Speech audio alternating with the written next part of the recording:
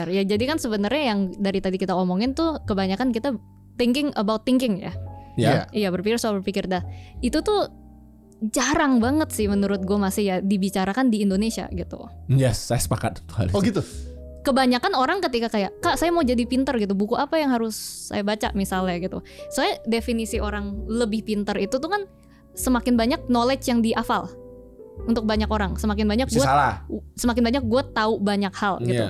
Nah tapi kan kalau nggak punya ya tadi yang gue bilang filternya, thinking toolsnya untuk memfilter, untuk make sense, untuk synthesize hal-hal knowledge baru itu, ya percuma. Kadang kan makanya kita sering bisa juga ketemu orang dia baca buku banyak tapi salah paham semua gitu.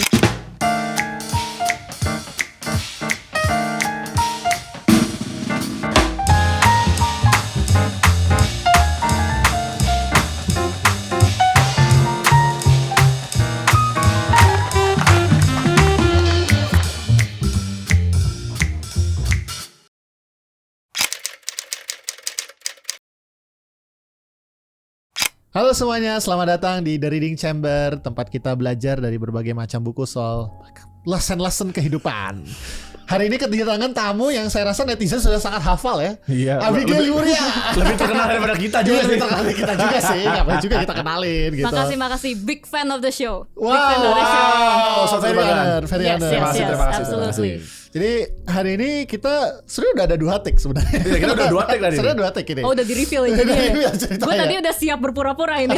Gak perlu kita pura-purain. Kita pura-purain. Tapi episode ini keluar duluan. Betul. Biar orang lebih bertanya-tanya. Apa yang sebenarnya diobrolin ini? Apa yang diobrolin? Seru banget pokoknya. Seru banget dan saya yakin akan menggugah iman. Anjay. Menggugah iman banyak warga di sini. Dan pikiran Tentunya. Nah, Abigail nih hari ini kan kita udah banyak tahu lah Abby ini adalah seorang apa ya kalau bisa pesohor gitu ya, influencer. Ini pertama kali gue di-describe sebagai pesohor. Gue juga bingung describe lu apa sebenarnya. Influencer itu bahasa pesohor. Gimana kalau penulis? Dan juga menulis. Penulis. Tentang pentingnya berpikir analitik ya, berpikir secara sistematik dengan baik. Yang kebetulan juga adalah salah satu core idea dari show ini ya, tentunya Reading Chamber kan kita selalu mempromosikan berbagai buku. Tapi ya mungkin Abby bolehlah cerita ya about you, why you are making this book gitu ya. Dan siapa tahu banyak orang dari Reading Chamber ternyata masih belum kenal Abigail. Saya juga tahu ini unlikely ya, tapi kayak nggak apa-apa lah berkenalan lagi. Banyak lah pasti yang belum kenal. Ya thank you for having me in this podcast. Menurut gue ini salah satu podcast yang dicap sebagai yang paling intelektual ya menurut gue sekarang. Iya, jadi kayak orang tuh kayak, siapa nih yang bakal masuk lagi gitu. Jadi ya big fan. Thank you for having me and yes, jadi mungkin daripada pesohor gue mending dikenal sebagai author, makanya mikir aja ya. Ini buku gue sama Kania Cita obviously. Mungkin background, jadi gue sering lebih dikenal sebagai co-foundernya Warisap Indonesia atau WIWI. Jadi ada media entrepreneur juga, soal sosial politik dalam bahasa Inggris. Terus habis itu juga author dari Makanya Mikir. Sekarang Makanya Mikir udah kejual 45.000. Wow. Congrats. Jadi bestseller ya, udah apa nih? Nah ini bestseller sebenarnya ini bukan yang paling baru ya. Yang paling baru tuh udah mega bestseller. Jadi mega bestseller tuh berapa? Mega bestseller tuh di atas 30.000 atau 35.000 under 1 year. Oh, tapi sebagai sebuah negara dengan 200 juta penduduk, aku merasa kurang sekali ya. Itu standar Gramedia ya. Oke, wow. Jadi gue sih nggak, ya itu mereka kan yang ituin. Cuman artinya emang mungkin harus lebih diperbanyak ya pembaca di Indonesia. Soalnya artinya buku yang nyampe pace itu tuh masih belum banyak gitu. Kalau bestseller gue udah lupa, kok nggak salah kayak 15.000 under 4 months. Actually lumayan juga nih harga penjualannya. Oh iya, baru ya, harganya 138.000. Hasilnya udah menarik juga nih. Menarik ya. Mau publish buku? He should. Iya. Dia punya disertasi yang perlu ditulis jadi buku. Nah, jadi gua juga sama Kania kan kita bikin Malaka Books ya, itu book publishing dan emang kita lagi nyari author dengan ide menarik yang pengen kita orbit lah gitu dengan cara marketing yang modern dan ini udah penerbitnya Malaka ini. Lagi proses ganti. Oh, karena kan aku tahu penerbit kalian siapa. Yes. Tapi emang lagi mau switch gitu. Soalnya kita kan juga selama ini distribusinya semuanya kan handle sendiri ya, biar integrate lah. Oh, I see. Saya selama ini kan lepasan gitu. Oke. Good. ceritakan dong isi Iya. bukunya apa Oh nih? iya. Jadi gini, gua kan emang backgroundnya sebenarnya ya nggak ada politiknya juga sih. Kan gue selama ini lebih ke media ya, sosial politik. Gue waktu itu ya berasumsi dengan sangat simpel bahwa kita tinggal di Indonesia, negara demokrasi, artinya semakin banyak warga yang paham soal politik, literate soal politik, semakin demokrasi kita bisa berjalan dengan baik gitu ya. Dan yang kita ngerjain sama bijak memilih gitu kan. Nah tapi beberapa kali gue found out ketika gue bikin konten soal politik, sosial politik, kok disalah tangkepin gitu. Gue ngomongnya ini banyak banget deh. Misalnya kayak gue ngomong nih, ada peraturan ini gitu ya, yang digugat gitu. Artinya kan maksudnya peraturannya itu tuh peraturan mau ditambah, peraturan mau ditambah, bla bla bla bla. Terus orang bilang enggak, kamu tuh kenapa orangnya kontra seakan-akan peraturan itu udah ada gitu. Gimana? Jadi sulit bercerita tanpa harus eksplisit Iya, gue nggak mau sebut nama ya. Gue juga ini sebentar. ini kayak kasus I like Atau inilah, waffle. ini Terus tiba-tiba I like pancake. Enggak, jadi gitu. misalnya yang paling simpel misalnya yang seks di luar nikah lah waktu itu ya. Oke. Seks di luar nikah lah waktu itu. Kan sebenarnya kita nggak ada peraturan yang explicitly melarang. Enggak. Kan? Betul kan? Ini ahli hukum. Bener. Kalau kan? kecuali untuk zina untuk udah kawin ya. Benar. Ya, itu ada pidananya. Benar. Nah waktu itu tuh ada kasus soal itu. Nah orang-orang tuh kebanyakan bilang kayak, kenapa dia tuh dengan asumsi udah ada peraturannya di situ. Oke. Ngerti kan maksudnya? Nah, jadi kayak banyak asumsi-asumsi yang kayak gitulah. Jadi ada sering kali bikin konten yang simple sebenarnya cuman banyak di misunderstand atau misalnya Ini kayak bukan kontroversi. Iya, atau misalnya kayak gue bilang ini nih misalnya satu peraturan itu tujuannya kan A gitu ya. Nah, menurut gue ini peraturan nggak benar karena nggak bisa menuju ke A, gitu kan. Nah tapi dia langsung bilang kayak, ya udah kalau misalnya nggak setuju, agree to disagree aja dong gitu. Lah nggak bisa, ini kan ya either ini bisa mencapai A atau enggak gitu kan, bukan tergantung opini gitu. Betul. Nah tapi dia kayak, lu mah anti pemerintah doang gitu. Nah itu jadi kayak rancu lah, banyak yang gitu lah.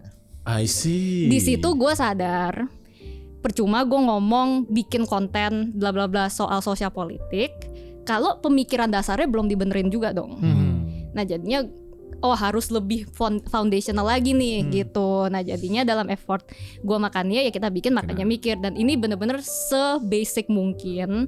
Pemikiran kita juga ngomong kayak objective oriented principle, yang misalnya exactly that. Kalau misalnya lu mau ngejar sebuah goal, keputusannya bisa dibilang baik, buruk, efektif atau nggak efektif, gagal, berhasil, tergantung tujuannya. Kan banyak orang yang kayak misalnya gak usah ngomongin politik lah ya. Kita ngomongin kayak misalnya sering lah yang gue nerima DM gitu kayak, Kak, saya habis lulus kuliah nih, saya mau langsung kerja di perusahaan A. Itu salah nggak ya Kak? Atau seharusnya saya S2 gitu. Oke. Nah itu kan dia bahkan meminta nasihat ya. Bahkan minta nasihat dari Abigail begitu. benar.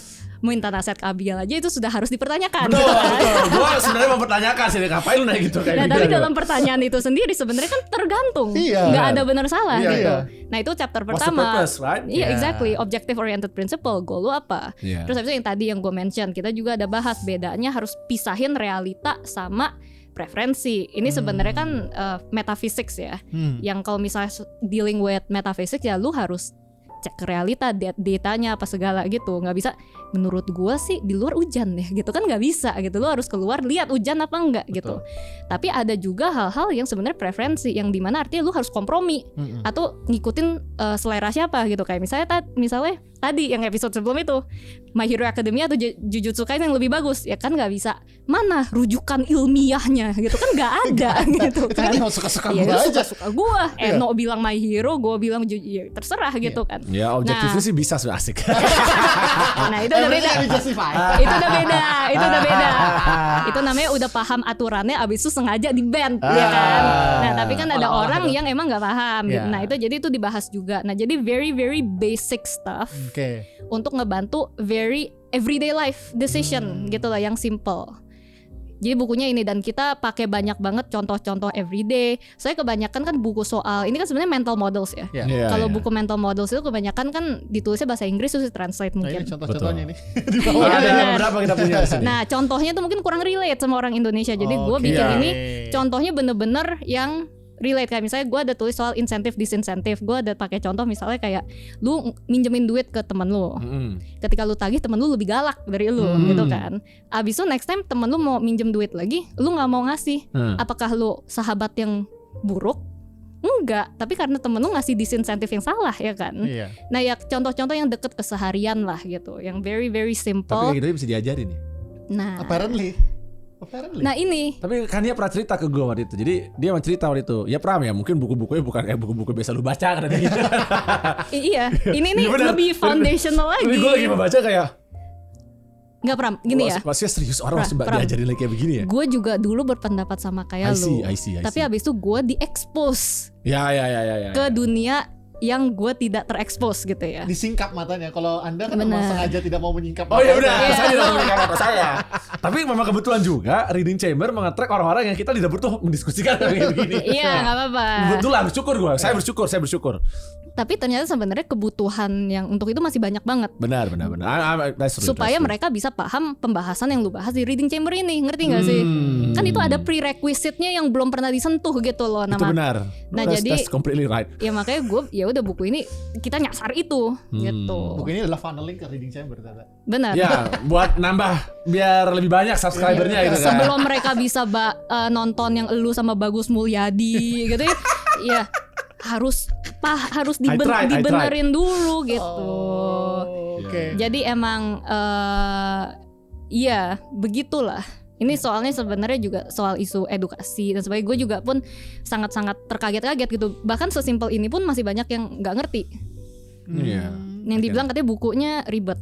Oh ya? Padahal menurut gue ini udah semudah itu gitu ya. Dan mungkin ribet karena nggak biasa baca mungkin bisa jadi atau kayak gimana. Cuman ya gue sih sangat concern gitu ya tentang ini gitu. Let's discuss one of this ya. Kayak ini kan belum tulis tentang masalah realitas versus preferensi kan. Dan ada your favorite cost benefit analysis. I saw that. Cuman gue bahkan bisa lihat dari contoh yang lu masukin aja misalkan preferensi yang sama juga bisa kita amati pada keragaman norma, tradisi, budaya, ajaran kepercayaan dari kelompok masyarakat. Fakta bahwa lu menyebut sebagai preferensi, for some people it will be reality. Iya, paham. Iya. Makanya gue jadi sebenarnya ini fun fact ya. Jadi nggak apa-apa lah Reading Chamber. Tadi kata preferensi itu gue pakai relatif. Tapi gue ubah aja preferensi karena gue tahu relatif itu tuh konotasinya negatif. Orang kalau dibilang ethics itu relatif pasti marah. Pasti banyak yang tapi banyak yang udah ke-trigger, banyak yang udah ke-trigger pasti gitu. Cuman jadi ya gue pakai kata preferensi itu lebih bisa diterima gitu. Walaupun nanti pasti ada yang bermasalah karena ini bukan preferensi, ini adalah sesuatu sudah ditetapkan secara mutlak dari manapun dasarnya gitu kan. Tapi thankfully gue belum dapat sih. That's good. Karena kayak dari 200.000 sih. 200.000 mungkin ya. Di 45.000 kayak belum. Feeling gue karena kata preferensi nggak men-trigger itu. Tapi kalau gue pakai relatif pasti gue dapat. Yakin gue. Relativisme moral gitu. Iya, itu kan udah loaded gitu loh. Itu nanti bahasnya sama Pak Bagus Mulyadi aja. Iya. Kok kita kayak nge-bashing dia padahal dia adalah salah satu. No, we never bashing him. I like him. Nah, justru maksud gue kayak dia saking atasnya butuh ini dulu untuk sebelum paham dia gitu kan.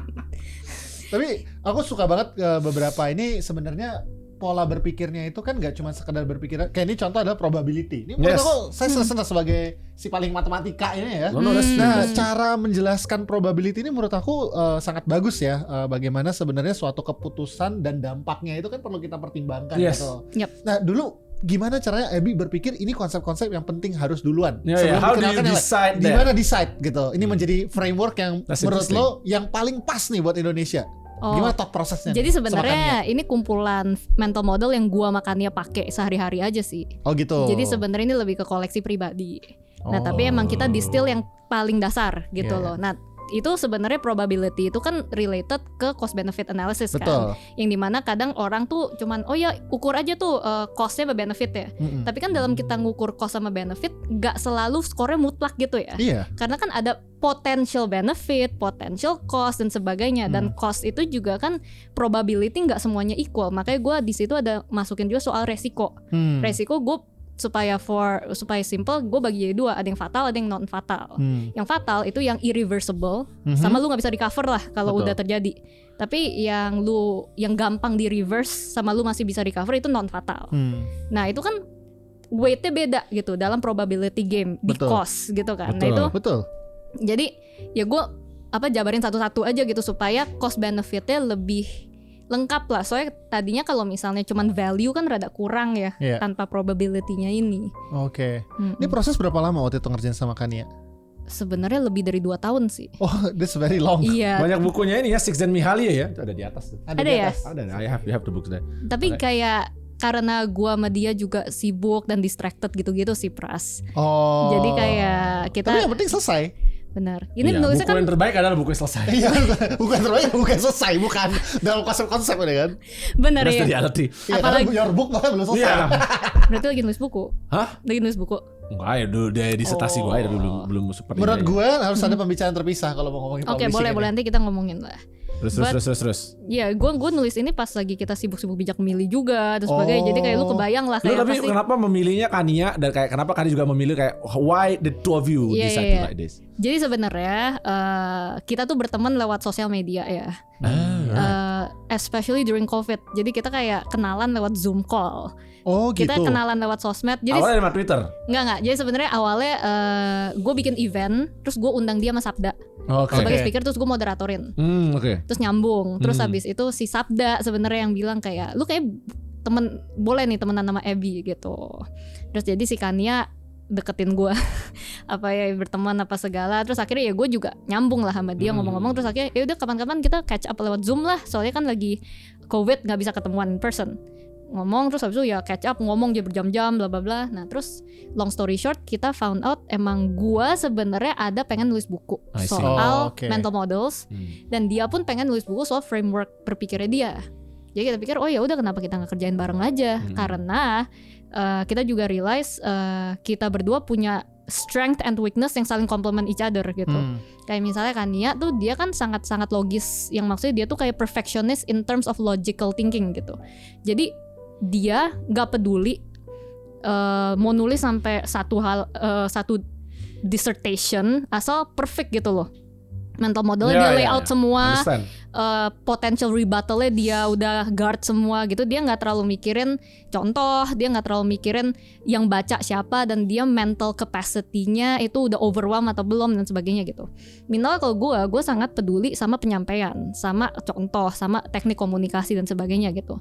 Tapi of course ya at the same time dia juga peduli sama communication, gue juga sama logic apa segala ya. Jadi menurut gue kalau digabungin kita bisa nulis buku yang way better daripada kita nulis sendiri-sendiri. Jadi akhirnya kita putusin tulis bareng aja. And it's a good decision karena pas launching yang datang ada Anies Baswedan dan Ahok. Benar. Dan mereka pelukan. Ya itu gue ingat itu ada di the first and last nggak sih? Kayaknya iya. The last time. So far. Jangan bilang the last time. Benar. So far. The first time they are on the stage together kayaknya dan pelukan kayaknya. Jadi setelah pemilihan ya. Iya. Sebelum itu tuh ada yang di acara Balai Kota sama Pramono Anung. Oh, sebelum itu? Sebelum itu. Nah, tapi mungkin karena acara pemerintah jadi gak terlalu gimana gitu ya. Nah, di acara book launch gue tuh yang non pemerintah, terus mereka pelukan. Dan gue sengaja emang gue kontekan sama timnya supaya mereka deketan apa segala gitu lah. Kayak kita kemarin ketemu Madi juga pas acara apa tuh, acaranya Anies sama itu ya, siapa? Ada Pramono Anung juga. Itu yang kita acara City Car Salam kan ada juga. Iya. I remember. Oke. Nah, ini mungkin ke Mas Pram kali ya, karena buku soal mental model kalau di Reading Chamber kan banyak ya. Pasti. Tapi kayaknya sudah di-curate nih apa yang bisa, mungkin ibaratnya ini adalah kuliah pengantar, apa nih kuliah lanjutannya? 101. Iya, ini 101-nya.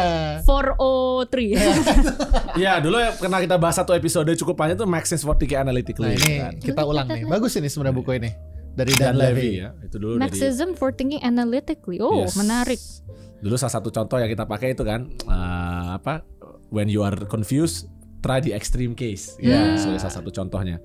Kemudian satu juga nih yang bagus juga ya dan mungkin gak semua orang tahu sih, tapi dia dulu salah satu bagian dari pemikir I don't think I have to say that, nanti malah bikin ini heboh.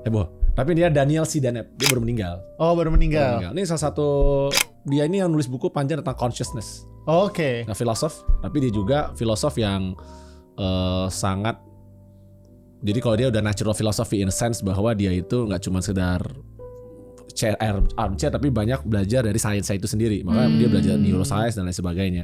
Dan buku ini adalah Intuition Pumps ya, and Other Tools for Thinking. Jadi dia dibagi dalam beberapa ini kan, dia bikin contoh studi-studi kasus yang lu baca dan kemudian lu bisa belajar dari situ. Jadi dia udah bagi-bagi misalnya kayak tools for thinking about consciousness, karena consciousness itu adalah salah satu dia sangat conscious karena itu memang penelitian dia. How do you tell and differentiate and know when you are conscious? Menurut dia consciousness apa? Actually bahkan kalau lu baca buku juga itu menjadi satu pertanyaan. Okay. Karena bahkan tidak menjawab. Percayalah, gue bahkan nggak berani itu karena tidak ada cara sederhana untuk bisa menjelaskan apa yang dimaksud dengan consciousness. Because it's a very complex dan itu yang memang itu yang membedakan manusia. Jadi ya ada beberapa petanda gitu kan kenapa lu bisa dianggap sebagai sesuatu conscious being suatu gitu yang kan. Conscious. Ya sebagai satu conscious being atau apalagi sekarang dengan AI gitu kan. Apakah AI itu bisa dianggap conscious atau enggak? Walaupun mungkin jawabannya kalau makin mendekatnya harusnya enggak. Ya kan? Cuman again ini ditulis tahun berapa ini? Oh ini buku baru, dia bukunya banyak, gue punya buku-bukunya. Ini baru. Tapi ini hanya salah satunya aja karena kan tema kita kan lagi thinking kan. Right. Jadi makanya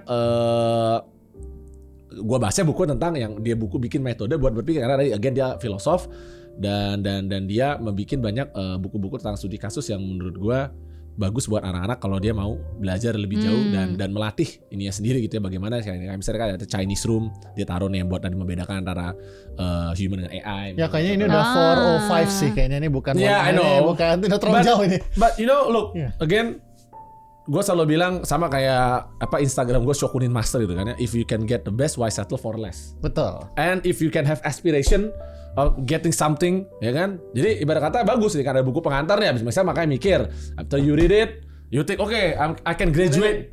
Nah, read this, Maxis for thinking analytically. Then you go to Intuition Pumps. Ini Englishnya nggak susah kok. Nggak kayak yang Kahneman gitu. No. Enggak. Oh, he's a very good writer. Iya. Dia tuh kemarin juga ada buku biografinya, bagus juga. Nah ini menarik. Bahkan ada satu juga yang menarik karena di sini ada satu bukunya lagi, The Crash of Flight 30. I put it there. Jadi bapaknya itu katanya agen rahasia. Oh gitu. Jadi adalah seorang agen CIA. Bapaknya. CIA. Agen CIA. Oke. Dan dia tuh terlibat dalam salah satu kecelakaan pertama yang dia tuh dibunuh menurut dia. Nah, adiknya yang bikin buku itu. Oke. Jadi ini keluarga keren ini. Keluarga apa bapaknya agen rahasia, anaknya seorang profesor dan filsuf sangat terkenal. Adiknya apa? Adiknya jurnalis kalau nggak salah. Tapi dia bikin buku itu. Jadi dia membahas tentang The pressure. The pressure kan. Gue kalau dari keluarga itu kayak wah berat banget sih hidup gue. Kalau nggak jadi apa-apa berat sih hidup gue. Nah terus satu lagi tadi yang ini juga lumayan baru nih. 4 ways of thinking ya kan yang statistik. Ini menarik. Interaktif, chaotic, and complex yang sebenarnya menunjukkan atau melatih apa aja sih yang harus lu perhatikan dan dalam cara pola berpikir ya gitu ya. Karena again berpikir itu nggak bisa hanya dengan menggunakan satu metode. Jadi kan orang kayak berpikir hanya satu tuh bisa menyelesaikan segala masalah. No, tentu enggak. With different cases requires different approach. Gitu kan misalnya tadi chaotic, apa sih maksud dengan berpikir chaotic? Berpikir chaotic itu adalah lu harus memahami sebenarnya dari ilmu science of chaos kan, bahwa perubahan satu hal itu bisa menyebabkan perubahan signifikan. Betul. Ya kan? Hanya karena ada pergerakan sedikit itu bisa benar signifikan. Nah, apalagi kayak gue yang kerja sebagai lawyer, one mistake yang nggak kepikiran dari awal bisa mengganggu sampai satu deal itu close dengan nggak benar. Misalnya sebagai contoh, baru-baru nih ada perubahan peraturan soal ke Kementerian Hukum. Terkesan sangat administratif.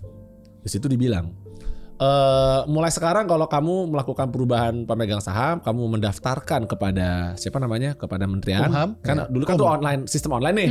AHU gitu kan. Ada perubahan pemegang saham dari A, misalnya lu berdua punya PT, lu jual ke gua, berubah nama gua gitu misalnya. Masuk ke sistem online langsung terdaftar semua. Right. Tiba-tiba ini bikin peraturan baru. Sekarang semua harus diverifikasi ulang. Oke. Dan verifikasinya itu adalah semua pemegang saham yang terdaftar namanya sekarang tuh harus memberikan email konfirmasi bahwa benar ada perubahan pemegang saham. Oke. Jadi ada konsen tambahan, beneran. So far nampaknya normal ya kan. Ya ini kan administratif. Pasti orang mikir gitu kan. Ini kan administratif aja lah. There should be no issue. Tapi dia nggak memikirkan kompleksitas yang akan muncul. Contoh misalnya, kalau lagi baik-baik aja lu lagi berantem. Berat. Misalnya mau penerbitan saham baru lah di PT lu. Katakanlah Kania yang mayoritas, Abigail yang minoritas. Dan kalau berdasarkan anggaran dasar sebenarnya cukup Kania menyetujui bisa masuk gue. Iya. Dengan ini, tapi sekarang gue bisa tahan. Tiba-tiba lu bisa tahan. Bilang, enggak, gue gak suka sama Pram. Gak kepikiran kan? Nggak nyampe. Nah dia gak pernah mikir hal seperti itu. Ada satu lagi, bang, lu kan mau eksekusi nih. Secara hukum dia bisa langsung jual, kan lu digadein sahamnya misalnya, bisa langsung gue jual. Tapi karena dengan ini sekarang, tiba-tiba megang saham yang sahamnya dipegang, jadi harus ngasih persetujuan. Nggak kepikiran. Tapi itu contoh sederhana, menurut gue sederhana. Tapi nggak semua orang bisa langsung mikir sejauh itu, karena dia nggak melihat. Unintended consequence ya. Unintended consequence, makanya dari terakhir ada kompleks kan, ada pertama statistikal lu dari angka. Interaktif lu berinteraksi dengan orang, lu melihat apa yang kira-kira gue lakukan ini apa yang akan muncul dari lu. Kayak Chaos tadi lu lihat, tapi kompleks menggabungkan ini semua. Oh berarti ini tahap. Ya kayak semacam tahap lah ya. Tapi maksudnya by the end of the day, pola pikir seperti ini harus dimiliki oleh orang kalau dia mau bergerak ke level yang lebih tinggi. Apalagi kalau tadi lu bekerja sebagai konsultan atau lu bicara strategi, lu CEO suatu perusahaan gede kan, kayak sekarang lah misalnya. You as a CEO of a company, right? Karena kita tanya kan, Malaka Publishing, Malaka Books, Malaka Books sorry ya, Malaka Books. Terus saya tanya kan, buku apa yang lu mau publish? Apa nih jawaban lu? Buku laku. Buku laku. Sounds logical, that's right. But then the big question is, how do you know satu buku akan laku atau enggak? Benar, tentu. Itu yang paling susah kan? Itu lagi-lagi probabilitas. Ada probabilitas di situ. Tapi kemudian juga ada kan, kalau kemarin ada buku kita juga kan, The 10 Equations That Change the World. Iya. Ingat nggak? Ingat. Nah di situ kan salah satu adalah The Equation for Virality. Sebenarnya ada kan? Itu kemudian pakai algoritma TikTok, pakai algoritma ini dan sebagainya. Jadi ada sainsnya, tapi juga di satu sisi nggak begitu gampang untuk bisa kita langsung tentukan, makanya. Tapi sebenarnya gini sih, bukan tentunya tadi itu setengah bercanda ya by the way. I know. Bukan cuman itu guys. Tapi tapi matriks potensi laku itu harus ada. Betul. Pasti. Makanya nggak bisa. Ya kita harus pragmatis juga. Nggak bisa terlalu. Oh ya yang penting begini-gini itu harus ada satu komponen yang diconsider lah. Iya. Tapi makanya gue bilang itu semua membutuhkan pola pikir yang jadi ya di level manapun, bahkan lu bekerja pun aja. Kenapa dia makanya mikir, harus ada think analytically, kenapa ada intuition pump, kenapa ada four ways of thinking, karena at whatever level that you are doing, you really need to think it through. Makanya perlu mikir. Especially since the world sekarang udah lebih kompleks gitu. Mungkin kalau kita hidup di dunia dulu yang masih hunting and gathering doang, pakai insting kita masih cukup gitu ya untuk survive. Oh, cannot. Masih to certain extent. Now cannot. Oh ya, now cannot. Now cannot. Jadi kan satu lagi ntar nih, The 6 Disciplines of Strategic Thinking. Ini kita pernah sempat bahas juga ya. Cuman di sini ada beberapa yang sebenarnya dimulai dari sisi juga statistical thinking, itu salah satu adalah pattern recognition. Jadi kan di sini ada discipline of pattern recognition, kemudian system analysis, mental agility, structure problem solving, visioning, dan political savvy. Nah, pattern recognition ini yang salah satu hal yang memang paling penting sebenarnya untuk bagi setiap orang yang mau berpikir secara mendalam. Dia harus ada tadi bisa merecognize pattern-pattern yang muncul dari interaksi-interaksi yang muncul dengan dia ketemu dengan orang, dia melihat ini pattern tadi kan, buku sukses tuh misalnya seperti apa. There are certain patterns. Dan a successful publisher find the correct formula and try to emulate that every time you try to publish a book. Dan tadi kemudian ada pertimbangan kompleks tadi kan, misalnya lu nulis buku misalnya. Target market lu siapa? Apakah para akademisi yang mendakik-dakik atau tadi rakyat banyak kebiasaan gitu ya? Nggak mungkin kan lu bikin buku yang ditulis sama orang yang bahkan pas lu baca kayak sebentar ini nulis apa gitu kan? Nggak bisa, ya. And then I think clarity matters gitu kan. Kenapa? Makanya ini juga sebenarnya juga kayak ilmu dalam menulis kan. Kenapa clarity itu selalu penting? Clarity and thinking itu berpengaruh pada apa produk yang lu buat. Semakin lu gak ngerti apa yang lu buat akan tercermin dalam produk lu, karena pikiran lu juga udah berkabut. Oh iya. Betul. Makanya kemudian kita itu selalu ya, apalagi di reading chamber gitu kan. Ini kan salah satu cita-cita kita sebenarnya kan mencerdaskan kehidupan bangsa. Wah keren banget itu kayak UDM. Itu beneran goal. Tapi itu bener. Itu beneran. Kenapa? Itu beneran goal dong. Kenapa? Ya kalau negara ini Indonesia ini mau jadi Indonesian Empire, kita butuh mencerdaskan kehidupan berbangsa dan bernegara. Definisi mencerdaskannya lu apa di sini untuk reading chamber version reading chamber? Versi gua. Minimal orang yang apa ya namanya ya? Punya pola pikir kosmopolitan. Kosmopolitan tuh artinya dia terbuka. Ya kan? Open minded. Dan open minded nomor 1 sebenarnya. Gua bisa mencapai level gue sekarang karena gua tidak pernah membatasi informasi yang bisa gua serap. Oke. Ya kan? Kalau begitu lu sudah mulai membatasi ketika lu tadi kan kalau misalnya lu pakai tadi apa namanya realitas versus preferensi, once you have a debate of realitas versus preferensi dan kemudian lu menutup diri kan udah nggak bisa, gue udah diajarin kayak begini, itu udah selesai hidup lu menurut gue. Iya. Udah selesai hidup lu. Karena lu tidak mau membuka kesempatan untuk mendapatkan pengetahuan yang lebih luas. Ini jadi common counter argument ya, yang orang bilang tuh kalau misalnya terlalu open minded, lu tuh jadi gak punya pendirian. Lu jadi terlalu terbuka, gampang disway sama argumen-argumen. Gini Pram, lu kan mungkin punya pemikirannya tuh udah solid gitu, yang dimana jadi lu terbuka aja nih sama informasi, tapi ketika itu masuk lu bisa filter. Lu bisa evaluate, lu udah punya thinking framework toolsnya untuk evaluate ya kan. Lu nggak selalu semuanya lu terima, lu integrate. Nah tapi kan kebanyakan orang belum punya itu. Jadi apakah open mindedness itu sesuatu yang harus di-strive for everyone despite kemampuan berpikir mereka, atau apakah itu sesuatu yang next step tapi mereka harus bangun dulu nih untuk filternya dan gimana cara evaluate informasi. That's a very good question actually. Dan kalau menurut gua pribadi, pola pikir kosmopolitannya tetap harus selalu ada dari awal, karena kalau lu bahkan nggak punya cosmopolitanism from the very beginning, then you won't even touch this book. Iya. Nggak akan ada baca. Ngapain juga gue makanya mikir. Karena nggak perlu mikir. Lebih baik gue mendengarkan aja, mungkin apa kata orang tua gue, apa kata pemuka agama gue, misalnya sebagai contoh itu, atau apa kata guru gue nggak usah mikir aja kayak, oh begitu ya, dan terima aja. Tapi real open mindedness itu sebenarnya adalah bukan dia tiba-tiba dia jadinya dia apapun yang gue langsung absorb, tapi lu bertanya kenapa ya harus begitu. Curiosity-nya harus ada. Kalau lu sebagai contoh waktu gue SD misalnya, waktu gue punya buku apa tuh yang Atlas Childcraft. Jadi waktu gue SD, gue itu berantem sama guru gue. Karena guru gue bilang, ini loh negara penghasil gas bumi terbesar di dunia itu adalah Arab kalau nggak salah. Terus gue ribut dong, itu Rusia bu. Bawa buku Childcraft gue, anak SD. Guru lu sebel banget pasti. Gue disayang banget sama gue. Karena karena dia juga kaget. Luar biasa sekali nih si Pram ini. Jadi itu for your information, the school itu anaknya nggak mau learning sih. Dia want to learn. Jadi ini malah refreshing. Paham. Terus sama kayak juga waktu itu gue ingat banget berdebatan tentang waris Islam pas kuliah. Dia bicara, waris Islam itu ada satu namanya kalalah konsepnya. I will not explain it because it's too long here. Tapi dia begini, dia ngomongnya pokoknya kalalah tuh begini. Gue bilang enggak gitu bu, salah. Gue bilang, ya udah apa buktinya? Ya udah besoknya pagi gue bawa lah salah satu kitab fikih gue kan, gue tunjuk kayak gini. Oh iya benar, ibu yang salah. No itu bagus banget. Bagus kan? Ada yang very good dosen gitu kan. Itu dosennya benar kayak begitu guys. Tapi ya tadi bayangin kalau misalnya nggak ada koreksi dia. Bayangin kalau kita misalnya hanya ya udah mendengarkan aja. Tapi kan gue kan orangnya gue nggak tahan kayak begitu. Makanya gue cocok jadi lawyer karena begitu. Karena gue nggak mempertanyakan segala hal. Gue mempertanyakan banyak hal. Lebih tepatnya mempertanyakan segala hal gitu. Benar. Berarti open mindedness itu openness to consider ya. Ya nggak cuma sekedar openness kayak oke, apapun itu aku akan ikut ke kanan, aku akan ikut ke kiri. No. Being cosmopolitan means that you know there's always a chance that your thoughts will be corrected. That you will meet with different people, ya kan, and you will try to understand them. First, you might not always agree with them. Obviously, kita pasti punya banyak perbedaan dan lain sebagainya. Tapi itu menurut gue membuka, ya again, gini ya, kayak gue menulis disertasi gue aja. Pada saat gue nulis disertasi gue aja, ada beberapa orang nanya, kenapa sih kok pergi ke Chicago gitu kan, tentang teori penafsiran hukum Islam, bisa sebagai contoh. Dan gue bilang kalau misalnya gue kerja itu di Indonesia, kemungkinan besar gue nggak akan pernah lulus. Karena some people will start questioning me, kok lu nulisnya kayak begitu? Kok lu begitu sih Pram?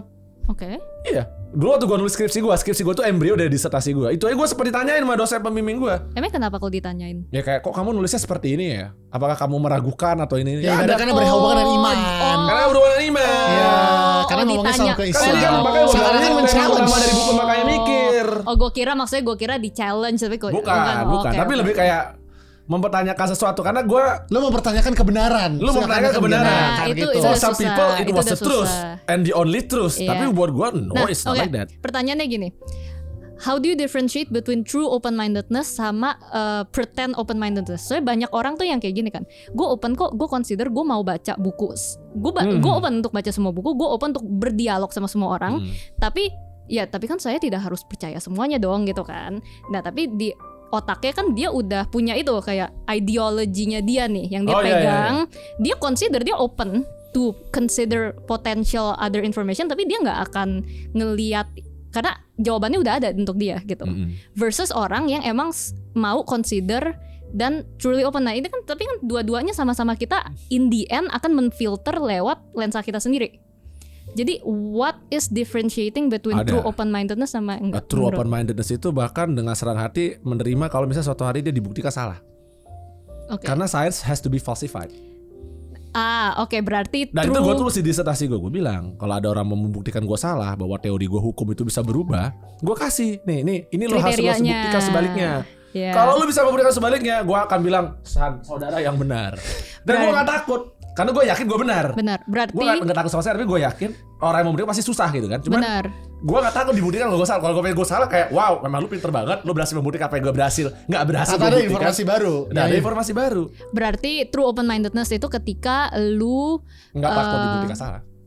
Gak takut dibuktikan salah dan tahu dan ada kriteria untuk membuktikan lu salah. Of course. Harus ada dong. Ada yang gak ada. Iya, kalau itu udah jatuhnya iman. Iya, falsifiable. Iya, itu jatuhnya udah iman. Udah, gue gak usah ngomong. Kalau apakah lu percaya dengan Dewa Zeus, gue gak bisa membuktikan sebaliknya. Sama kayak misalnya menurut gue JJK itu sangat bagus gitu. Lu gak bisa falsify itu. Iya, gak bisa. Itu udah ideologi gue gitu kan. Betul. Itu udah iman. JJK bagus, kita sepakat kalau itu. Karena nanti akan berdebat. Kriteria bagus itu apa lah? Kayak gitu kan pasti. Benar. Walaupun ada buku sih di bawah tentang art. And it tries to making a sense of art. It tries to make sense of what is a good art, but then again, nah tapi kalau kita udah agree on the criteria itu bisa didebatin sebenarnya sih. Bener. Bisa dong. Tapi memang kriteria itu art bagus itu agak sulit ya kan, karena art itu nggak cerita kayak dalam cerita Donald Bebek kan. Gitu ya. Kita semua juga. Cat putih, dia bingung membedakan apakah ini. Indah sekali. Padahal apakah itu ini art dari si Jet White atau ternyata itu cuma diri di cat putih guys. Itu remind me of our visit to Chicago Art Museum. Kan waktu itu kita ada lukisan putih doang terus bilang diri Donald Bebek mau bener. There was in the di Chicago tuh ada Museum of Art ya. Terus kita lihat kan, sebentar deh ini kayak Donald Bebek ada ya yang benar-benar figura sama Pak Putih. Ini tembok atau ini benar lukisan figura dipasang? Apakah di artnya adalah figuranya bagus atau emang ini lukisan ini melambangkan sesuatu? Yep. Ya. Memang ada hal yang kita nggak ngerti kayak waktu gue datang ke Guggenheim ada celana jeans ditempel. Terus ada celana jeans ditempel, celana jeans belel ditempel. Mungkin apa ini bukan gua. Tapi biasa ada cerita. Iya. Minimal ada cerita. Nah, ceritanya minimal. Ceritanya gue juga gak ngerti. Nah, tapi kan ada juga art yang kayak Dadaism gitu yang emang the whole story is an antithesis towards that gitu, yang dimana dia emang pengen ngedisrupt and nge-shock orang aja gitu. But that's another story. He already made the story with that. Benar. Dari ada naratif ya. Story-nya in that, tapi kayak nggak di individual artworknya itu sendiri gitu, ngerti nggak sih? Tapi kayak di movementnya sebenarnya lebih storynya kan. Tapi itu mengingatkan lagi salah satu buku lagi again di bawah, di perpustakaan yang di bawah terkait dengan valuing art. Dan memang valuing art itu punya banyak kriteria yang sebenarnya mirip dengan ya kenapa kayak hukum ada seperti gue bilang, dan kenapa negara itu ada. You just need enough people to believe that this is something good and valuable. Once you establish that, then it will have its own life. Dan akhirnya menjadi mahal gitu kan. Karena bisa jadi ada orang yang bisa ngelukis sebagus Van Gogh gitu kan, dan gak pernah terdengar. Padahal sama kualitasnya, cuma karena ya tadi. Tapi Van Gogh juga mengalami itu. Sebelum meninggal. Sebelum meninggal juga ada tulisannya kan. Badan tiba-tiba ada kayak, ini keren sekali guys. Dan dia bahkan gak pernah menikmati hasil, dia udah menikmati. Enggak, iya. Itu aspek marketing. One of that, yes. Tapi you need enough people to actually believe. Karena tadi kan ada yang lukisnya kayak, nah iya, tapi kan to get enough people thresholdnya untuk believe, lu harus ada effort untuk kayak nge-marketing yang itunya itu sendiri. That's what we call the formula for virality tadi itu. Karena itu juga butuh keberuntungan. Iya, seperti religion. Juga muncul ketika itu kan bisa jadi orang large enough people to actually believe in it and becomes institutionalized kan. Betul. Iya. Ada beberapa religion ya tadi kan, makanya sekarang Dewa Zeus sudah gak ada yang memuji, nggak ada yang memuja lagi. Juga gak ada yang memuji lagi. Apakah itu suatu agama yang ini ya pada masanya iya. I mean they have a like very beautiful temple. Betul. Iya. People actually believe loh sama Zeus. Ya iya. Pada zamannya. Itu betul. Benar. Ya jadi kan sebenarnya yang dari tadi kita omongin tuh kebanyakan kita thinking about thinking ya. Iya, berpikir soal berpikir dah. Itu tuh jarang banget sih menurut gue masih ya dibicarakan di Indonesia gitu. Yes, saya sepakat. Oh gitu. Kebanyakan orang ketika kayak, Kak saya mau jadi pinter gitu, buku apa yang harus saya baca misalnya gitu. Soalnya definisi orang lebih pinter itu tuh kan semakin banyak knowledge yang dihafal. untuk banyak orang. Semakin banyak gue tahu banyak hal gitu. Nah tapi kan kalau nggak punya ya tadi yang gue bilang filternya, thinking toolsnya untuk memfilter, untuk make sense, untuk synthesize hal-hal knowledge baru itu, ya percuma. Kadang kan makanya kita sering bisa juga ketemu orang dia baca buku banyak tapi salah paham semua gitu kan. Oh iya itu ada benarnya. Kalian pasti pernah dong ketemu orang yang baca buku yang sama kalian, ketika review kok apakah kita baca buku yang beda gitu kan? Sebentar. To be honest, gue belum pernah ketemu. Belum pernah. Belum, bukan berarti nggak ada ya. Belum. Benar, iya belum. Gue sih sering ketemu ya. Gitu. Berarti lu mungkin lu di bubble yang orang-orangnya tuh yang udah sepemikiran kali, atau levelnya udah segitu kali. Yang bubble gue ketemu banyak kalau kita baca komik. Ya banyak. Tapi seperti Abigailnya juga baca komik. Iya, of course. Nah, oke, sesimpel komik JJK lah gitu. Banyak kan orang yang kita baca komik yang sama nih, tapi mereka ngerti ceritanya tuh beda banget. Oh kan? Itu benar sih. Iya kan. Tapi sejauh ini gue belum ketemu orang yang setidak incomprehensive yang se-incomprehensible itu sehingga dia bahkan nggak mengerti apa yang dia tonton atau apa yang dia baca. Belum pernah. Alhamdulillah gue belum pernah ketemu apa ya. Yang sejauh itu level belum pernah. Iya. Cuma maksudnya tuh tanpa basic level of thinking sama ability to process information, menurut gue kita sekedar kayak masukin informasi aja tuh nggak cukup gitu. Nah. Kita harus latih yaitu kayak thinking about kalau kita bicara buku itu. Ini satu-satunya mungkin yang kakak tahu bisa ngomong ini Rezi atau Sita. Mas Sita. Baca buku apa yang ini? Ya kayak misal diskusi buku-buku seperti ini. Paling sejauh ini temen gue baru Rezi, Mas Sita, dan I will assume Bagus Mulyadi. Kenapa setiap Bagus Mulyadi love you Mas Bagus ya? Gak apa-apa, kita senang aja sama beliau. Ada apa sih? Gak apa-apa, we love him. Kita suka godain dia aja. Kita suka godain dia aja. Dia lucu sih emang. Dia orangnya kocak banget emang. Dan terima kasih sudah berkontribusi terhadap view Leading Chamber jadi sangat banyak gara-gara dia. Karena dia ya 120.000 dia sama dengan dia. Dia fansnya banyak sih emang. But until today I still cannot believe bahwa Eno Bening kalah sama dia. Eno Bening aja kalah loh. I thought Wibu lebih banyak. Tapi ternyata yang mendiskusikan tentang hal yang again, I love the discussion. Maksud gue I think he also enjoys it ya. Padahal dia bilang dia suka enjoy. Tapi fakta bahwa ada orang yang bisa ngomong tentang hukum with me to that kind of level, and actually he very inquisitive, dan bahwa ada 124.000 orang menonton itu. Menurut gue karena sempat kaget. Menurut gue karena sempat rame di Twitter dulu sih discourse gitu. itu. Jadi ada pre-quiznya gitu ya. Jadi sebenarnya ada pre-campaignnya dulu nih sebelum episodenya. Kalau lu berantem sama Eno Bening di Twitter dulu, menurut gue bisa rame juga sih. I see. Ini kita belajar social media engagement yang lebih baik ini. Gue selalu nanya juga sama Kania juga kan. Gue ingin belajar dari Kania. Gue bilang karena lu jago banget untuk bisa marketing kayak gini kan. Lu juga kan, lu juga sukses ini lu kan. Program-program dan sebagainya. Makanya kita perlu belajar. Betul. Karena ini sesuatu yang kita tadi kan mungkin kita ngobrol gitu kan ya kita doang yang ketawa ya. Memang ini kan dulu self therapy juga kan. Which is fine. Iya, which is fine juga. Karena kan diri coba adalah our self therapy kan. Jadi sebenarnya waktu itu ya mau nonton banyak atau nggak banyak, we really don't care. Tapi kita agak kaget juga karena cukup banyak yang berminat banyak juga yang berminat sama diskusi tentang buku-buku seperti ini gitu. I think ada real intellectual hunger sih di Indonesia. That's good to hear. Makanya gue bilang mencerdaskan kehidupan berbangsa, moga-moga menjadi satu North Star. Satu North Star. North Star-nya. Makanya kita promosi lah buku-buku seperti ini juga. Tapi menurut gue juga salah satu yang sebenarnya kalau buat gue sesimpel mencerdaskan kehidupan bangsa adalah people become more curious aja untuk mau belajar dan baca. Jangan, jadi bahkan gue nggak berpikir kayak lu kritis dulu lah, tapi sebenarnya lu baca dulu aja, udah nggak apa-apa. Curious dulu aja, baca dulu nggak apa-apa. Karena gue juga punya merasa kecenderungan yang gue sebel banget kalau di internet itu adalah kayak apaan sih lu sok intelek, lu teori doang. Fafifu. Nah itu terlalu lu teori doang, lu kagak ngerti lapangan. Tapi kenyataannya banyak orang nggak, lapangan juga jelek, teori juga jelek gitu loh. Nah menurut kalian gimana tuh? Bener bahwa banyak orang yang mendikotomikan antara teori sama pengalaman nggak atau bisa, yang di lapangan. Harus disatukan. Gak ada yang bisa. Nah itu coba Coba Mas Rondo abis itu gue, karena menurut gue ini very common dichotomy soalnya. For me leading by reading itu udah paling penting.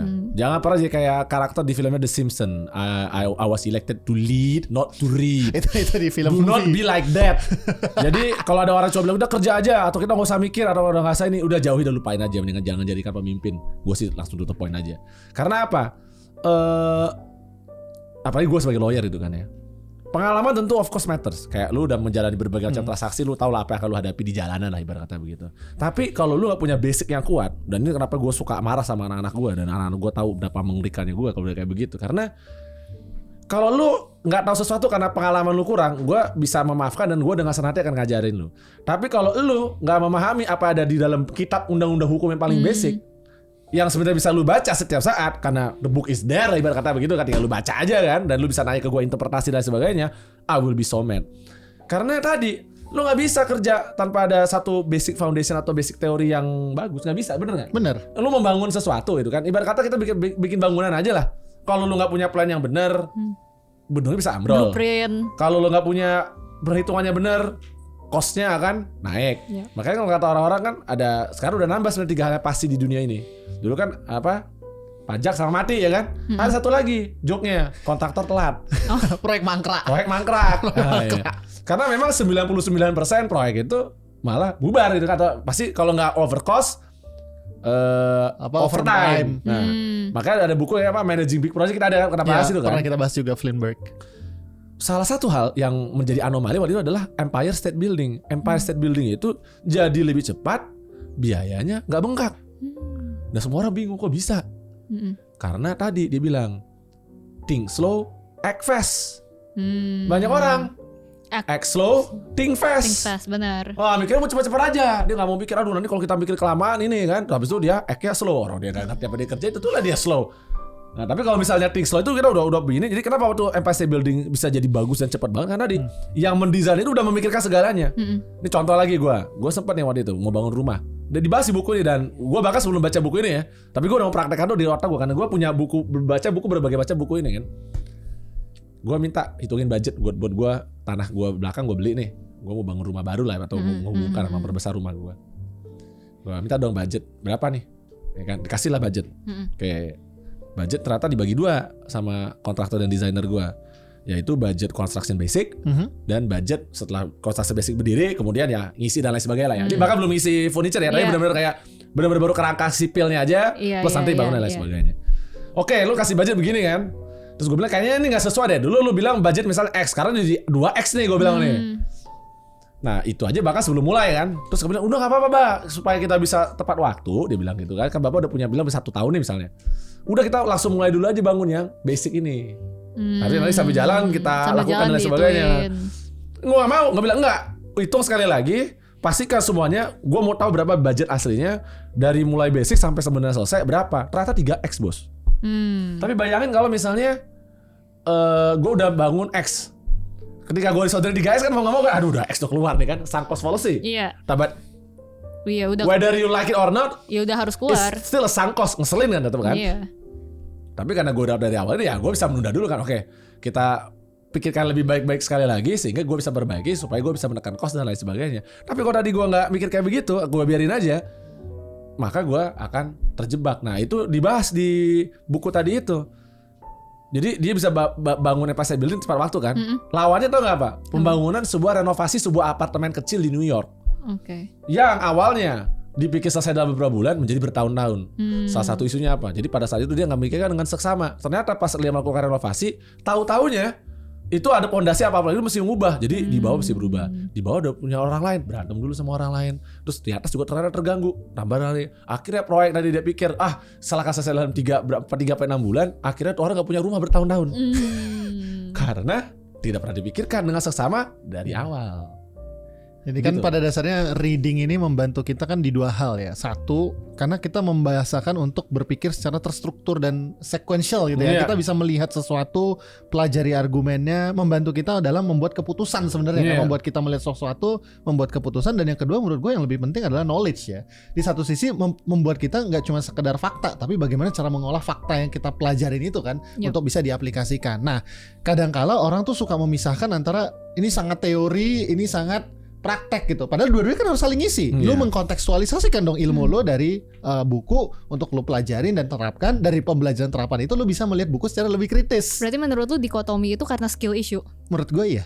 Iya, skill issue. Menurut gue skill issue sih. Skill issue. Orang yang intinya gini, kalau lu ngomong bahwa teori itu gak penting, I'm sorry to say, I think you have a skill problem. Dan kedua, gue cukup yakin baik teori maupun praktek lu jelek. Iya, soalnya jujur gue selalu I'm pretty bingung. sure about it. Yeah. Gue selalu bingung sama yang mendikotomikan teori sama praktek ya. Kan sering dengernya itu kayak ya itu mah teori, tapi ketika di lapangan beda gitu. Atau misalnya orang di lapangan mah lebih tahu lah daripada nggak usah teori-teori gitu. Tapi kan bukankah teori itu sesuatu yang dibuat dari beratus-ratus ribuan atau bahkan berjuta-juta pengalaman lapangan gitu kan? Harusnya tidak ada dikotomi dari situ ya. Lu mau bandingin teori yang dikompos dari ribuan pengalaman real sama satu pengalaman subjektif realnya lu, ya udah pasti kalah lah. Dan ini emang bener, mungkin kadang harus kontekstualisasi gitu kan. Mungkin karena teori ini dibentuk dari pengalaman atau riset dari certain konteks gitu kan, di certain time period gitu, yang harus dikontekstualisasi ke this time period sama cultural konteksnya sekarang gitu. Tapi ya gue tuh kayak itu interestingnya yaitu one of the very common the argument ya yang sering dilempar sama orang gitu soal teori itu. Mari kita bahas komik deh. Sebagai contoh di komik ini kan, mungkin nggak komik ini dibangun tanpa planning? Nggak mungkin. Nggak. Sangat tidak mungkin. Kayak One Piece bisa sebagai contoh. Nah tapi gini, atau ya komik-komik ini Jujutsu Kaisen sama apa nih Attack on Titan. Apa mungkin lu ngebangun sesuatu seperti ini? Tapi kayaknya ketika mereka bilang teori itu bukan planning sih maksudnya mereka. Apa tuh? Tapi itu maksudnya kayak misalnya ya tadi misalnya the theory of virality gitu misalnya, yang kayak kalau lu mau bikin sesuatu viral lu harus lakuin A, B, C misalnya gitu. Nah dia bilang itu mah teori doang, di lapangan beda gitu. Jadi lu jangan terlalu teori banget gitu. Padahal kan lu tetap harus planning. Nggak, dengan teori itu kan jadi dasar planning. Iya. Gimana cara lu bisa planning coba berdasarkan gimana caranya lu bisa melaksanakan sesuatu di lapangan tanpa ada kerangka berpikir. Iya, exactly. Nah, jadi jalan aja katanya. Udah nggak usah dipikirin, jalan aja. Which I see a lot of things. Itu very common thinking. That's so red flag. Itu sama kayak hubunginnya gimana? Kita jalan di dulu aja. Itu so red flag. Iya benar. Nah ya jadi gue pun makanya saya menulis makanya mikir supaya saya banyak banget yang emang se-foundational itu ternyata masih belum paham atau banyak yang masih bertanya gitu. Tapi mungkin ini satu pertanyaan menarik gue pengen dari lu. Why you attract that kind of people in the first place? Bukan.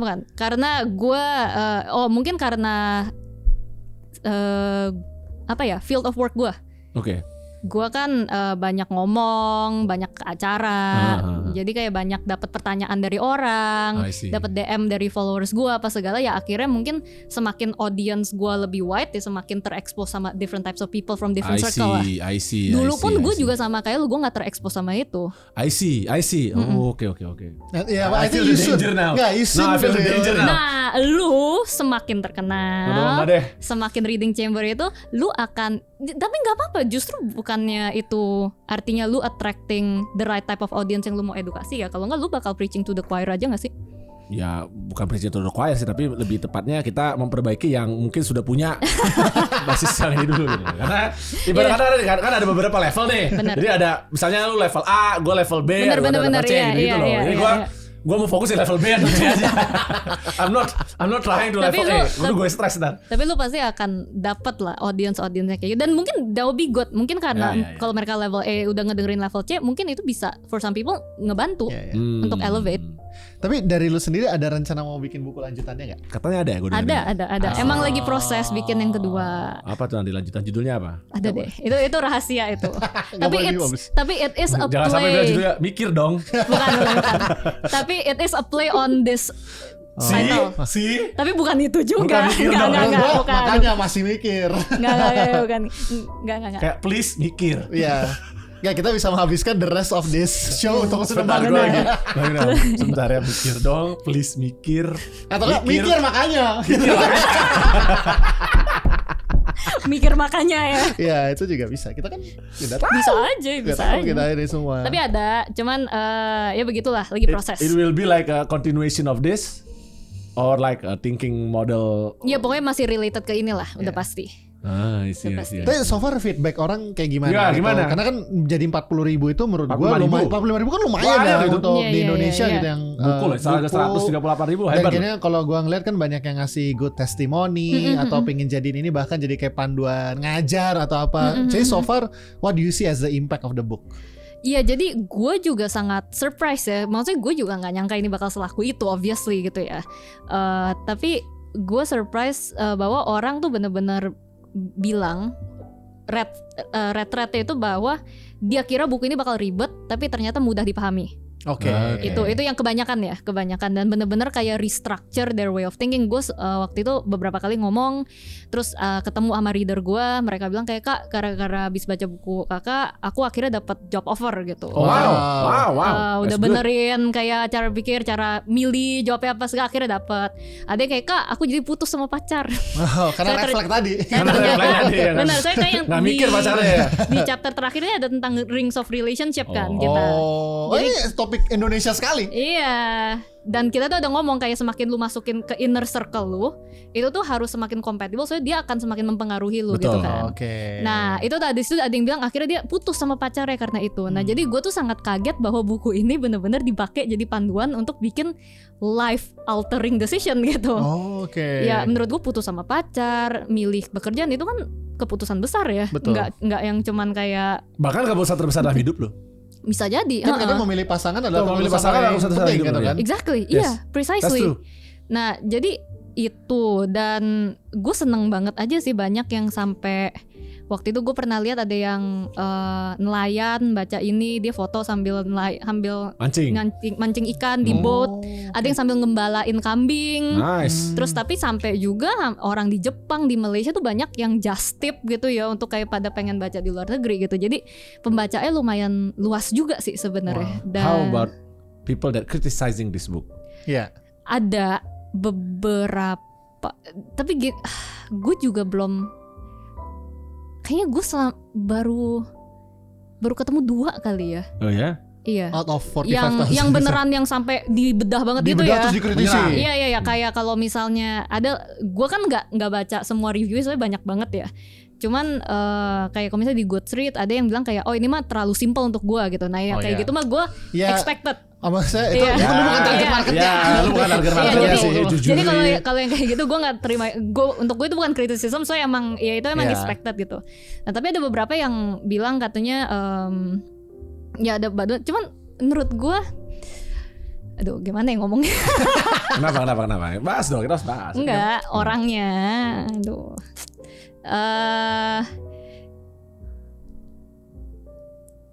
Gimana ya? Jangan-jangan orang yang kita kenal lagi. Kenal sih. Bisa jadi. Right, okay. Lu tahu, jadi gini emang kalau sometimes ada criticism yang ya emang gue baca kritiknya, Kania pun baca gitu. Menurut kita nggak masuk akal. Oke. Tapi emang orang ini nih ada history emang udah nggak suka gitu, ngerti nggak sih? Oh, haters. Iya, jadi gitu aja. Jadi tapi ya maksudnya gitu. Jadi sebenarnya belum itu. Oh mungkin ada yang satu yang valid, bukan yang valid yang lumayan akhirnya nyampe ke gue juga. Dia bilang otak manusia itu kan sebenarnya emang irrational. Banyak bugnya apa segala gitu, kayak kalau lu belajar soal brain, human behavior emang irrational gitu. I kinda disagree with that, but okay. Nah terus dia bilang ya jadi I kinda agree with that. Ya ini buku ini asumsinya bahwa lu bisa, manusia itu rasional apa segala. Tapi gue pikir kayak itu juga nggak masuk akal gitu. Emang gue nggak mendinai, makanya salah satu chapter ini kan ada ngomongin soal bias ya. Exactly. Otak kita banyak banget bugnya. It is precisely because kita saking banyak bugnya, kita harus belajar mikir. Betul. Kalau kita emang dari sananya udah nggak masih rasional pas ngapain belajar mikir gitu kan. Tapi itu tergantung lu school of thought yang mana sih. Biasa behavioral economics really love to doing that. Walaupun gue baca buku-buku biar tapi walaupun gue gak sepakat. Atau lu bisa pakai pendekatan heuristik kayak Gigerenzer. Jadi misalnya sebagai contoh, that's not really irrational, but more to the fact that perhaps the cost of doing this in-depth cost benefit analysis that's not worth your time. Oh iya bisa karena jadi. there's always a cost of doing study, right? Tapi permasalahan bukan masalah rational atau nggak rational. Di sini kan masalah banyak orang memutuskan berdasarkan emosi.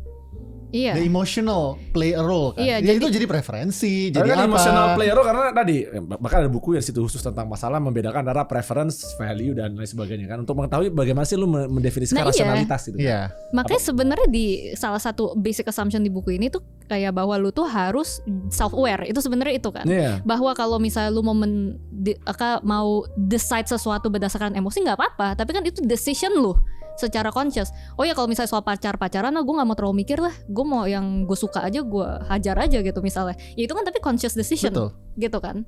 Dan bisa jadi juga karena tadi value, karena salah satu konsep dari rasionalis kan adalah memaksimalkan value yang bisa lu dapatkan.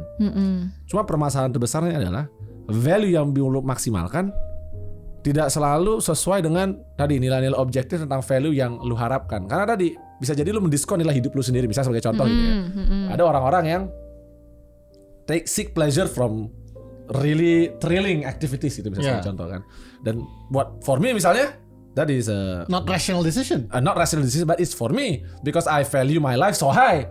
Oh, paham. Dan kemudian ada orang yang kayak but for me nggak segitunya. Atau kayak tadi kemarin pas abis gue udah makan yang enak banget, pesawat gue turbulensi sampai gue udah tahu tenang kan ya.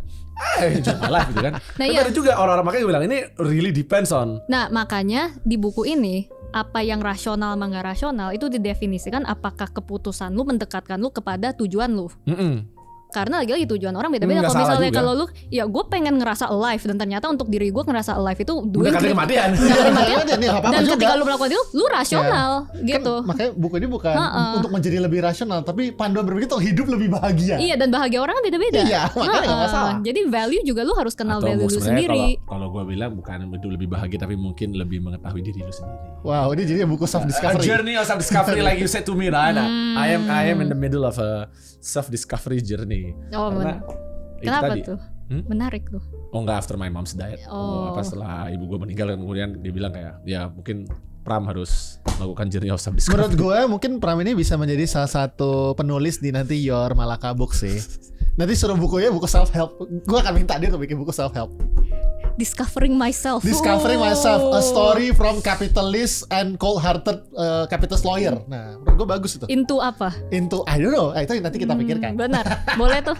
Lock lah, ayo. Inhumane. Terima kasih. Saya publisher ya. Saya mau publisher ya. Enggak, dia manajernya. Maksudnya kamu manajernya. Gue publisher. Why suddenly you like make this deal without my consent ya? Ya, nggak ada masalah juga. Tiba-tiba naskahnya udah jadi. Naskahnya udah jadi, udah dibikinin naskahnya. Perhaps. Ya, I'm a good writer, cuman ya. But anyway, kita udah sejam. Serius? Sudah ini udah gak jadi bahas tadi nih. Gak jadi, tapi kita sudah bahas sebelumnya sih. Udah bahas sebelumnya. Udah yang tadi. Dan kita walaupun sebelumnya ini jadi relatif gara-gara kita membuat publishingnya nanti kapan. But anyway, Abigail, one last statement. Do you want to promote or maybe want to make terkait dengan apa yang lo lagi tulis ini? Yang udah lo tulis dan lo promosikan. Apa yang kira-kira lo pengen pembaca Reading Chamber bisa jadi takeaway-nya? Wow, oke. Ya. Ini tadi kita udah ngobrol banyak sih ya soal ini. Jadi kalau misalnya tertarik atau curious bisa silahkan beli. Nanti mungkin gue bisa ditulisin linknya juga ada di Shopee sama Tokopedia. Ada di YouTube kita ya. Kita bisa taruh Shopee affiliate. Iya biar kalian dapat duit juga. Terima kasih belajar nih menjadi ini affiliate. Dan kalau misalnya kalian dari tadi sebenarnya menunggu-nunggu kapan nih Kak debat Gojo gitu ya.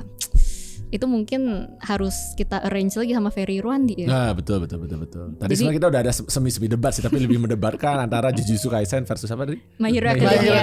Itu in the next episode. Bersama dengan Eno Bening. Yes. Tunggu ya. Kok kenapa semuanya lemes gini? Tapi terima kasih semuanya. Tapi terima kasih semuanya. Kita udah banyak bahas hal yang menarik walaupun kita melewatkan debate ya Gojo. Tapi menurut gue ini justru. Tapi sebenarnya apa yang mau dibuat? Nah oke, yuk kita address dikit deh. Emang kita debat apa sih? Nah itu dia. Nah itu. Jadi enggak gini Pram. Karena lu tuh di mislead sama Ferry waktu itu. Apa tuh? Gimana yang di podcast Malaka. Dia ada bilang kayak Ebi nih ngomong gini. Terus lu kayak gue gak setuju. Gojo tuh begini loh. Ingat gak sih? Iya. Nah itu karena itu orang asumsi kita tuh sangat berbeda pandangan soal Gojo. Jadi kayak kapan nih Pram sama Ebi berantem nih? Kapan nih Pram sama Ebi debat gitu? Menurut aku kamu bilang ke Kania untuk dilakukan di Malaka aja. Iya bisa, sih. Bisa. Jadi jangan dulu sih di sini. Jangan. Apa. Nanti itu Maji untuk tetap nambah subscribe kita terus ya teasernya. Soalnya nanti subscribe. Tapi lu bentar. Tapi untuk penutup, lu setuju nggak Ferry itu ngaco banget opini soal Jujutsu Kaisen? Tapi apa sih opini dia sebenarnya?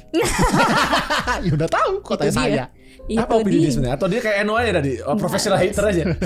Menurut gue itu sih. Emang rage baiter aja kan? Rage baiter aja. Dia nggak suka aja. Kenapa dia nggak suka? Karena lu nya atau karena Jujutsu Kaisen ya? Enggak lah, dia nggak tahu, dia nggak suka aja sama Gojo.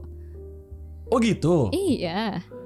Ini pure hatred aja. Mungkin gue itu bukan nggak suka sama Gojo, gue mungkin lebih kayak kecewa. Disappointment. Beda. Itu beda. Menurut dia Gojo tuh lame lah.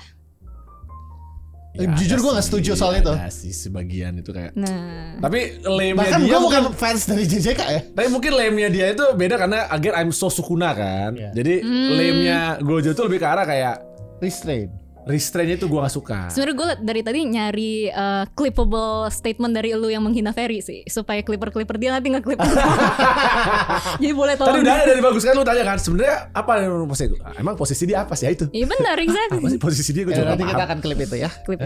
Klip aja posisinya Ferry Irvandi apa sebenarnya? Kita tunggu, Oke, kita tunggu undangannya ya ke Malaka untuk mendebatkan ini. Sampai kita ketemu lagi di next episode of Reading Chamber. Bye, thank you semuanya.